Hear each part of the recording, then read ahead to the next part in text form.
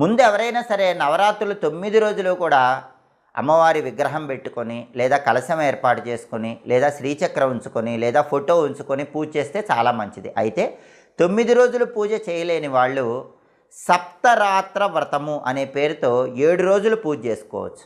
అలా చేసినా అమ్మవారి అనుగ్రహం కలుగుతుంది. అంటే తదియ తిథి నుంచి 7 రోజుల పాటు అమ్మవారిని పూజించుకోవచ్చు. అలా కూడా చేయటం వీలు కాని వాళ్ళకి పంచరాత్ర వ్రతం అని చెప్పారు. అంటే పంచమి తిథి నుంచి 5 రోజుల పాటు రోజు అమ్మవారిని పూజించుకోవచ్చు. అలా కూడా చేయలేని వాళ్ళకి త్రిరాత్ర వ్రతం అని చెప్పారు. అంటే కేవలం 3 రోజులే అమ్మవారిని పూజించుకోవచ్చు. దుర్గాష్టమి, మహర్నవమి, విజయదశమి ఈ 3 రోజులు అమ్మవారిని పూజించినా అమ్మవారి అనుగ్రహం కలుగుతుంది. అయితే ప్రతిరోజు కూడా అమ్మవారికి రాత్రిపూట పూజ చేస్తే ఉత్తమ ఫలితాలు కలుగుతాయి.